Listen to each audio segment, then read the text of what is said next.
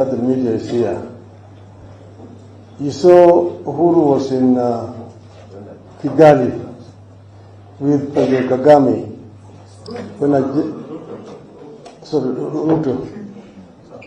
Ruto was in Kigali with President Kagame 2 days ago when a reporter asked him the question of what's happening here.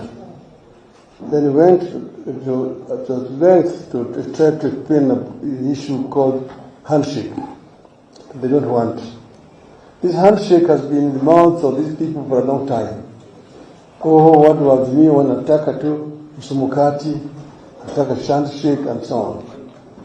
Now I want you guys to know where this handshake came from. In 2008, the country was burning. The international community tried to intervened. Then chairman of the African Union, President Kufu of Ghana, came here, talked to us and talked to Kibaki side. Then they proposed to bring in a mediator. The Prime Minister of UK then, Gordon Brown, also called us. In the end, the proposed first Mr. Ramaphosa, who was rejected by the other side, that Ramaphosa was my friend. In the end, the name of Kofi Annan surfaced. As you see, most of those former President of Kaunda was here, Mkapa was here, former President of Botswana was here, Desmond Tutu was here, and so on. Then, in the end, the name of Kofi Annan came up and was then accepted to mediate together with President Mkapa and Madame Graça Machel. Then they came, it was agreed that each side appoints four to represent it. We were represented here by Honorable James Orengo, Mr. Musalia Mudavadi, Mr. William Ruto himself, and Stanley Cosby. The other side was represented by Martha here. The other one was the late Mtola Kalonzo. The other one was Wetangula and Samungeri. This is the team that met at Serena Hotel and negotiated until there is agreed only on one issue of whether the accord should be entrenched in the Constitution.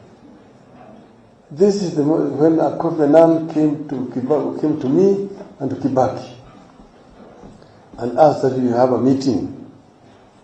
That meeting was chaired by Kofi Annan. President Kikwete was present and President Mkapa. We agreed on that issue. Once we agreed on that only issue, then we were ready now to sign the accord, which was signed and presented to Parliament. Now, William Ruto himself was involved in negotiating that accord. Now he says Raila is the author of accords. Then, in 2017, we went to court and Supreme Court nullified the elections and ordered a repeat. Then we said we went to IBC and we demanded certain reforms to be made before we participated in that election. Because he said to go the same way with the same structure will not yield any different results. Doing the same thing the same way, expecting different results. When we then refused to go to elections, we asked our people to boycott. It was boycotted. From the statistics we have, only 17% of registered voters participated. Because they came up with a small figure of 38%. Then there was stalemate. Then he said we had been cheated. Then he did the swearing in. Then the country was in a crisis. And it was Uhuru Kenyatta himself who looked for me. And we held lengthy discussions. And he admitted that he knows that he did not win. Because the number of people who went for the repeat were negligible. Then I said, I don't have to be the president of this country. If we agree that we can carry out reforms to ensure that the future elections will be free and fair, I'm ready to work together. And that is what we informed the MOU. It was not a secret. We appointed lawyers who spent time to prepare the MOU. And we changed it eventually. We agreed to sign that MOU. And that is when we went out of the office of the president and shook hands with Uhuru Kenyatta. That is the second handshake. But I said, we don't have to have a stake in government. ODM did not appoint a single minister in that government. Neither did we appoint even a permanent secretary or even head of any parastatal. We did not. That government remained exactly that whatever it was, whether it was a coalition, but it was between Uhuru's side and Ruto's side. Right throughout. So this idea that handshake is what caused problems with that government is hogwash.